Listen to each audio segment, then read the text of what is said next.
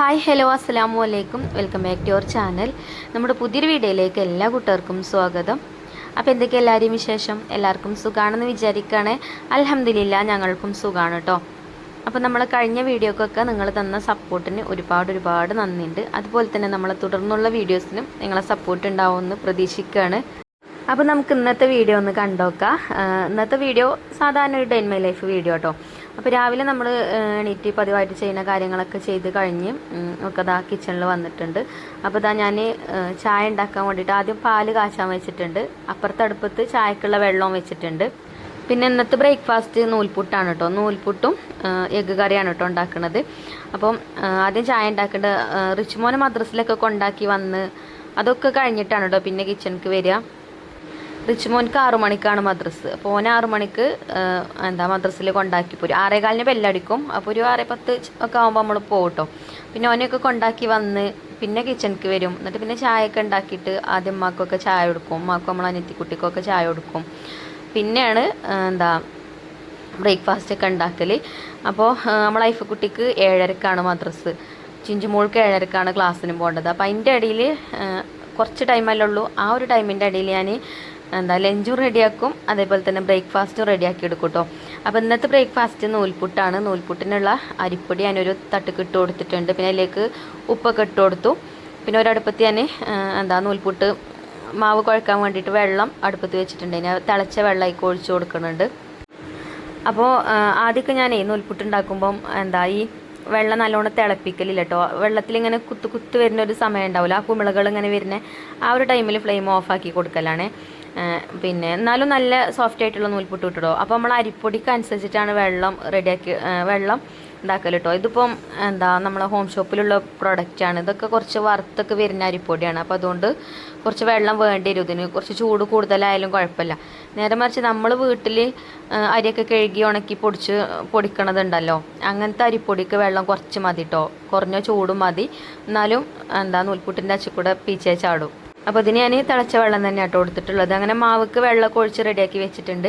പിന്നെ നൂൽപുട്ട് ഉണ്ടാക്കുന്നത് ഇഡ്ഡലി ചെമ്പിലാണ് കേട്ടോ. അപ്പോൾ ഇഡ്ഡലി ചെമ്പിൽ ഞാൻ വെള്ളവും വെച്ചു. അതിൽ നമുക്ക് എഗ്ഗ് കറിയാണല്ലോ ഉണ്ടാക്കുന്നത്. അപ്പോൾ എഗ്ഗ് പുഴുങ്ങാനും വെച്ചിട്ടുണ്ട്. പിന്നെ ഇഡ്ഡലിൻ്റെ തട്ടെടുത്തിട്ടുണ്ട്. അതിക്ക് കുറച്ച് എണ്ണയൊക്കെ തടവി കൊടുത്തിട്ട് ഇതിലുണ്ടാക്കാം കേട്ടോ നൂൽപുട്ട്. നമ്മൾ സാധാ നൂൽപുട്ടിൻ്റെ പ്ലേറ്റ് ഉണ്ട് കേട്ടോ. ആ പ്ലേറ്റ് എടുത്താൽ കുറേ പാത്രങ്ങളുണ്ടാവും കഴുകാൻ. അപ്പോൾ ഇതിലായാൽ പിന്നെ എളുപ്പം കഴിയും. ഒരുപാട് പാത്രങ്ങളും ഉണ്ടാവില്ല കഴുകാൻ. അപ്പോൾ ഈ ഒരു തട്ടന്നെ കേട്ടോ ഞാൻ അടുത്തത്. അങ്ങനെ എണ്ണയൊക്കെ തടവി കൊടുത്ത് നൂൽപുട്ടൊക്കെ ഞാൻ പീച്ചെടുക്കുന്നുണ്ട്. പിന്നെ ഈ മരത്തിൻ്റെ അച്ചുണ്ടല്ലോ നൂൽപുട്ടിൻ്റെ, ഇതിൽ നല്ല സുഖാട്ടോ നൂൽപുട്ട് പീച്ചെടുക്കാൻ. നമുക്ക് ഒരുപാട് ബലം പിടിക്കൊന്നും വേണ്ട. ചെറുതായിട്ടൊന്ന് പ്രസ് ചെയ്ത് കൊടുത്താൽ മതി. നല്ല രീതിയിൽ തന്നെ നൂലതിൻ്റെ ഉള്ളിൽ കൂടെ അങ്ങനെ പോരും. പിന്നെ ചെറിയ നൂലായതുകൊണ്ടേ നല്ല സോഫ്റ്റ് ആയിട്ടുള്ള നൂൽപുട്ടും ആവും. എനിക്ക് ആ വലിയ നൂലില്ല നൂൽപുട്ടില്ലേ, അതിനെക്കാട്ടിലും ഇഷ്ടം ഇതേപോലെ ഈ ചെറിയ ഹോൾസുള്ള ചെറിയ നൂൽപുട്ടാണ് കേട്ടോ. ചെറിയ ഹോൾസ് കൂടെ പോരുന്ന ചെറിയ നൂൽപുട്ടാട്ടോ. അത് ഞാൻ വേവിക്കാൻ വെച്ചു. അപ്പോൾ അതവിടെ കടന്നിട്ട് വേവട്ടെ. പിന്നെ വേഗം വന്ന് അടുപ്പ് കത്തിക്കുന്നുണ്ട്. അടുപ്പ് കത്തിച്ചിട്ട് ചോറിനുള്ള വെള്ളം അടുപ്പത്ത് വെക്കുന്നുണ്ട്. ഇപ്പം നല്ല മഞ്ഞാണല്ലേ, നമ്മളവിടെ അങ്ങനെ തന്നെ കേട്ടോ. നല്ല മഞ്ഞാണ്. രാവിലെ ഇപ്പോൾ കുറച്ച് തണുപ്പിന് കുറവുണ്ട്. കഴിഞ്ഞ ആഴ്ചയൊക്കെ നല്ല തണുപ്പുണ്ട്. ഇനിയിപ്പം കുറച്ച് കുറവുണ്ട് കേട്ടോ. അത്ര പെരും തണുപ്പൊന്നുമില്ല. എന്നാലും രാവിലെ ഈ അടുപ്പ് എത്തിച്ച് അടുപ്പിൻ്റെ അടുത്ത് നിൽക്കുമ്പോൾ ഒരു സുഖമാണ്. ആ അടുപ്പിൻ്റെ ചൂടിങ്ങനെ തട്ടുമ്പോഴേ. അപ്പോൾ ഏതായാലും അടുപ്പ് എത്തിച്ച് ചോറിനുള്ള വെള്ളം അടുപ്പത്ത് വെച്ച് ഇനി അതവിടെ കടന്നിട്ട് അങ്ങനെ വേവട്ടെ അല്ല തിളക്കട്ടെ. ചിലപ്പോൾ അങ്ങനെ തന്നെയാണ് കേട്ടോ. എന്തെങ്കിലുമൊക്കെ പറയുമ്പോഴേ മിസ്റ്റേക്കൊക്കെ ഉണ്ടാവും. അതൊന്നും കുഴപ്പമില്ലല്ലോ. നമ്മളെ വീഡിയോ സ്ഥിരമായിട്ട് കാണുന്ന കുറേ കൂട്ടുകാരുണ്ടല്ലേ. ഇന്നെല്ലാവർക്കും അറിയാം ഞാൻ എങ്ങനെയാണെന്നൊക്കെ ഉള്ളത്. അപ്പോൾ എന്തായാലും വെള്ളമൊക്കെ ചൂടാവട്ടെ. അപ്പോഴത്തേന് പിന്നെ നമ്മൾ അകത്തൊന്ന് നോക്കിയപ്പോൾ നമ്മളെ നൂൽപുട്ടൊക്കെ ആയിട്ടുണ്ട് കേട്ടോ. അത് ഞാൻ പുറത്തേക്ക് എടുത്ത് വെച്ച് അത് അതിലേക്ക് ഒരു പാത്രത്തേക്ക് ഇട്ട് കൊടുക്കുന്നുണ്ട്. ഇനി ബാക്കിയുള്ളതും അതേപോലെ തന്നെ ഞാൻ പിന്നെ പീച്ചിട്ട് വേവിക്കാൻ വെച്ചിട്ടുണ്ട്. ഇനി അതും ആയിട്ടുണ്ട്. പിന്നെ അതിൻ്റെ ഇടയിൽ കറിക്കുള്ള സവാള, തക്കാളി, പച്ചമുളക് അങ്ങനെയുള്ള ഐറ്റംസൊക്കെ കട്ട് ചെയ്തൊക്കെ വെച്ചിട്ടുണ്ട്. അപ്പോൾ ഇനി നമുക്ക് സിമ്പിളായിട്ടുള്ള എഗ്ഗ് കറി ഉണ്ടാക്കാം. നൂൽപുട്ടായല്ലോ, ഇനിയിപ്പോൾ കറി മാത്രം ഉണ്ടാക്കിയാൽ മതി. കറിക്കുള്ള മുട്ട ഇതിൻ്റെ അടിയിൽ തന്നെ പുഴുങ്ങാൻ വെച്ചതുകൊണ്ടേ ഒരു വെടിക്ക് 2 പക്ഷി എന്ന് പറഞ്ഞ പോലെ ബ്രേക്ക്ഫാസ്റ്റും ആയി, എഗ്ഗ് പുഴുങ്ങിയതും ആയി. അതിനായിട്ട് പിന്നെ വേറെ വേവിക്കേണ്ട ആവശ്യമൊന്നുമില്ല. അപ്പം അങ്ങനെയാകുമ്പോൾ നമുക്ക് ഗ്യാസൊക്കെ ലാഭിക്കല്ലേ. ഇത് ഈ ഒരു മൾട്ടിപോട്ട് ഉണ്ടല്ലോ, നമ്മളെ ഇൻഡസ് വാലിത്തെ പ്രോഡക്റ്റാണ് കേട്ടോ. കുറേ ആയിക്കണ് ഞാൻ അത് വാങ്ങിയിട്ട്. എന്താ നമുക്ക് റിവ്യൂ ചെയ്യാൻ കിട്ടിയതാണ്. ഒരുപാട് കാലമായി നമ്മളിപ്പോൾ ഇത് യൂസ് ചെയ്യാൻ തുടങ്ങിയിട്ട്, ഒരു കുഴപ്പമില്ല കേട്ടോ. ഇതേപോലെ ഇങ്ങനത്തെ ആവശ്യത്തിനൊക്കെ നല്ലതാണ്. നൂൽപുട്ട് ഉണ്ടാക്കാൻ, ഇഡ്ഡലി ഉണ്ടാക്കാൻ, അതേപോലെ തന്നെ ആവിയിൽ വേവിച്ചെടുക്കണ എന്ത് പലഹാരവും നമുക്ക് അതിൽ ഉണ്ടാക്കാം. അതേപോലെ ഒരു വെടിക്ക് 2 പക്ഷി പറയുന്ന പോലെ എന്താ 2ഉം 3ഉം ഐറ്റംസൊക്കെ ഒരേ സമയത്ത് തന്നെ കുക്ക് ചെയ്യാനും പറ്റും കേട്ടോ. അപ്പോൾ അത് ഞാൻ വേവിച്ച് മാറ്റി വെച്ചു. പിന്നെ എഗ്ഗ് കറി ഉണ്ടാക്കുകയാണ്. അപ്പോൾ ഇതാ വേറൊരു ചെറിയ കടായി അടുപ്പത്ത് വെച്ച്, ഈ കടായി അത്രക്ക് പോരട്ടോ. നമ്മൾ എന്താ സ്റ്റെയിൻലെസ് സ്റ്റീലിൻ്റെ പാത്രങ്ങൾ റിവ്യൂ ഒക്കെ ചെയ്യലുണ്ട്. ഈ പാത്രം പെട്ടെന്ന് പുക വരുന്നുണ്ട് കേട്ടോ. ഇതിൽ സൂക്ഷിച്ച് ഉപയോഗിക്കണവർക്ക് ഉപയോഗിക്കട്ടോ. ഇത് ചൂടായി കഴിഞ്ഞാൽ വേഗം ഫ്ലെയിം കുറച്ച് കൊടുക്കണം. ലോ ഫ്ലെയിമിലിട്ടിട്ട് കുക്ക് ചെയ്യണം, എന്നാൽ ഒരു കുഴപ്പമുണ്ടാവില്ല. അല്ലെങ്കിൽ ഇങ്ങനെ പുക വരുന്നുണ്ട്. അതിൻ്റെ ഉള്ളു കണ്ടോ, കളർ വ്യത്യാസവും വരുന്നുണ്ട് കേട്ടോ. അപ്പോൾ കട്ടി കുറവാണ് തോന്നുന്നുണ്ട് ഈ ഒരു സ്റ്റീലിന്. അപ്പോൾ നമ്മൾ ചട്ടിയൊക്കെ അടുപ്പത്ത് വെച്ചേക്ക് വെളിച്ചെണ്ണ ഒഴിച്ചു കൊടുത്ത് കടുക് ഇട്ട് കൊടുത്തു. പിന്നെ സവാളയും അതേപോലെ ഇഞ്ചി വെളുത്തുള്ളി ചതച്ചതും ഒക്കെ ഇട്ട് കൊടുത്തിട്ടുണ്ടെങ്കിൽ തക്കാളിയൊക്കെ ഇട്ടാണ്ട് വഴറ്റിയെടുത്തിട്ടോ. പിന്നെ അതിലേക്ക് ഒരു മസാലപ്പൊടി ഇട്ട് കൊടുത്ത് കണ്ടില്ല ഞങ്ങൾ, അത് എഗ്ഗ് മസാലയാണ് കേട്ടോ. ഇത് നമ്മൾ ഹോം ഷോപ്പിലത്തെ ഒരു പ്രൊഡക്റ്റാണ്. എഗ്ഗ് മസാല, രസം, അതേപോലെ സാമ്പാർ പൗഡർ, മന്തി മസാല, ഒരുപാട് പ്രൊഡക്റ്റുകൾ വരെ കയ്യിലുണ്ട്. സാമ്പാർ പൊടി ഞാൻ പറഞ്ഞില്ലേ, ബീഫ് മസാല, ബിരിയാണി മസാല ഒക്കെ ഉണ്ട്. നല്ല പ്രൊഡക്റ്റുകളാണ് കേട്ടോ. മസാജിൻ്റെ പ്രൊഡക്റ്റുകളൊക്കെ നമുക്ക് നല്ലോണം ചിലവാവുന്ന പ്രൊഡക്റ്റുകളാണ്. അപ്പോൾ ആ ഒരു എഗ്ഗ് മസാല ചേർത്തതുകൊണ്ട് പിന്നെ ഇതിലേക്ക് ഞാൻ മുളക് പൊടിയോ ഒന്നും ചേർത്തിട്ടില്ല കേട്ടോ. കുറച്ച് മഞ്ഞൾപ്പൊടി മാത്രമേ ചേർത്തിട്ടുള്ളൂ. പിന്നെ കുരുമുളക് പൊടിയും മുളക് പൊടി, മല്ലിപ്പൊടി ഒക്കെ ആയി തന്നെ ഉണ്ട്. നമുക്ക് വേറെ പിന്നെ സെപ്പറേറ്റ് ആയിട്ട് ചേർക്കേണ്ട ആവശ്യമില്ല കേട്ടോ. അങ്ങനെ ഒരു 1.5 സ്പൂണോളം ഞാൻ അതിലേക്ക് ചേർത്തിട്ടുണ്ടായിരുന്നു. പിന്നെ തേങ്ങ അരച്ചത്, പച്ച തേങ്ങ അരച്ചിട്ട് അതിലേക്ക് ഒഴിച്ചു കൊടുത്തു. പിന്നെ നമ്മൾ മുട്ട പുഴുങ്ങി വെച്ചിനാലോ, അതതിലേക്ക് ഇട്ട് കൊടുത്തു. സിമ്പിളാണ് കേട്ടോ. മുട്ടക്കറി ഇവിടെ റെഡിയായി. ഇനി ഇത് തൂമിക്കൊന്നും വേണ്ട കേട്ടോ. നമ്മൾ നേരത്തെ ഉള്ളിയും തക്കാളിയൊക്കെ വഴറ്റിയെടുത്താലേ വെളിച്ചെണ്ണയിൽ. അപ്പോൾ അതുകൊണ്ട് പിന്നെ കടുക് വറുത്തെടുക്കേണ്ട ആവശ്യമൊന്നുമില്ല. പിന്നെ നൂൽപുട്ടും ആയി. അപ്പോൾ ഇനി ബ്രേക്ക്ഫാസ്റ്റൊക്കെ കഴിക്കാം. അപ്പോൾ മഞ്ജുമോളുണ്ട് ഇവിടെ ബ്രേക്ക്ഫാസ്റ്റ് കഴിക്കാൻ വന്നിരിക്കണം. അപ്പോൾ ഓക്ക് ബ്രേക്ക്ഫാസ്റ്റ് എടുത്ത് കൊടുക്കാം കേട്ടോ. ഞാൻ ഫസ്റ്റ് ഇങ്ങനെ വീഡിയോയിൽ കാണിക്കണത് തന്നെ ഉള്ളൂ. ഞാൻ അപ്പോഴൊന്നും കഴിക്കലൊന്നും ഇല്ല കേട്ടോ. എല്ലാവരും കഴിക്കുന്ന സമയത്ത് തന്നെ കഴിക്കൽ. ചിലപ്പോൾ ഇങ്ങനെ വീഡിയോ എടുക്കാൻ വേണ്ടിയിട്ട് പ്ലേറ്റിക്കൊക്കെ ഒന്ന് വിളമ്പി കാണിക്കും. പിന്നെ ഞങ്ങളെല്ലാവരും ഒരുമിച്ച് ഇരുന്നിട്ട് തന്നെയാണ് ഫുഡ് കഴിക്കൽ. അനിയത്തിക്കുട്ടി, ഇമ്മയും കുട്ടികളും ഒക്കെ എല്ലാവരും ഒരുമിച്ച് ഇരുന്നിട്ട് അങ്ങനെ കഴിക്കലട്ടോ. അങ്ങനെ കഴിക്കുമ്പോൾ ഒരു രസമാണല്ലേ. അങ്ങനെ നൂൽപുട്ടും നമ്മളെ എഗ്ഗ് കറിയൊക്കെ എല്ലാവരും കഴിച്ചിട്ടോ. എല്ലാവർക്കും ഇഷ്ടപ്പെട്ടിട്ടുണ്ടായിന്.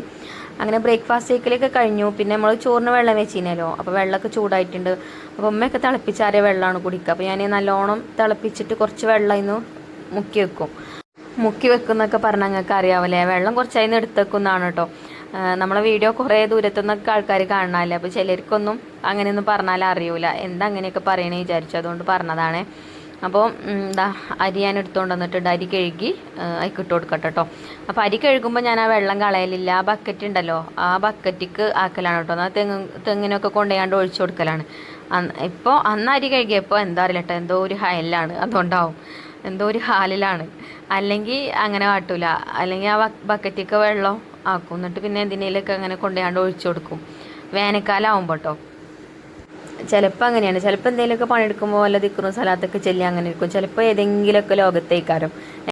ഇന്ന് പിന്നെ ഹോം ഷോപ്പത്തെ നമ്മളെ പ്രോഡക്റ്റൊക്കെ വരുന്ന ദിവസമാണ് കേട്ടോ. നമുക്ക് സാധനങ്ങളൊക്കെ എമ്മിമാർ ഇറക്കി തരുന്ന ദിവസമാണ്. അപ്പം എപ്പോഴാണ് ഒരു വിളിക്കാമെന്നും അറിയില്ല. അപ്പോൾ ഒരു വിളിക്കണതും അങ്ങനെ ശ്രദ്ധിച്ച് നിൽക്കണം. അപ്പോൾ എപ്പോഴാണ് വിളിക്കണമെന്ന് വെച്ചാൽ അപ്പോൾ പോകണം സാധനം വാങ്ങി വെക്കാനേ. അപ്പോൾ അങ്ങനെ കേട്ടോ. അപ്പോൾ എന്തായാലും അരിയൊക്കെ ഇട്ട് കൊടുത്താണ്. കുടിക്കാനുള്ള വെള്ളവും മുക്കി വെച്ചാണ്. അങ്ങനെ പിന്നെ മുറ്റൊക്കെ അടിച്ചു വാരി വന്ന് അതൊക്കെ കഴിഞ്ഞപ്പോഴത്തേന് ചോറ് വന്നിട്ടുണ്ടായിന്. ചോറ് പിന്നെ റേഷൻ കടയിൽ അരി ആയതുകൊണ്ട് എളുപ്പം വേവും.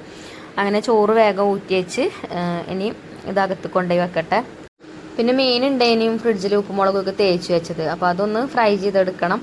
അപ്പോൾ അടുപ്പിൽ ഏതായാലും തീ ഉണ്ടല്ലോ. അപ്പോൾ ഞാൻ വേഗം ചട്ടി അടുപ്പത്ത് വെച്ച് മീനും വേഗം പൊരിച്ചെടുക്കാമെന്ന് വിചാരിച്ചു. ഞാൻ പറഞ്ഞല്ലോ എപ്പോഴാണ് വിളി വരികയെന്ന് അറിയില്ല, അപ്പോൾ പോകേണ്ടി വരും എന്നുള്ളത്. അപ്പം ഒക്കെ ആക്കി വെച്ചാൽ പിന്നെ ഒരു സമാധാനമാണല്ലോ. ഫുഡൊക്കെ റെഡിയാക്കി വെച്ചാൽ. പിന്നെ ഇപ്പോൾ വീട്ടിലുമ്മയൊക്കെ ഉണ്ടായതുകൊണ്ടേ നേരത്തിന് ഒരിക്കൊക്കെ ഫുഡ് കൊടുക്കണ്ട. ഞാൻ ഒറ്റയ്ക്കാകുമ്പോൾ പിന്നെ ഞാൻ അങ്ങനെ ചിലപ്പം ഉണ്ടാക്കിയിട്ടില്ലെങ്കിലും കുഴപ്പമൊന്നുമില്ല. എന്തെങ്കിലുമൊക്കെ കുട്ടിയൊക്കെ കഴിക്കും. നമുക്ക് വീട്ടിലെ ആൾക്കാരുണ്ടാകുമ്പോൾ അങ്ങനെയല്ലല്ലോ, എല്ലാവർക്കും നല്ല ഫുഡൊക്കെ കൊടുക്കണ്ടേ. പിന്നെ മക്കളും ഉണ്ട്, സ്കൂളൊന്നും ഇല്ലല്ലോ.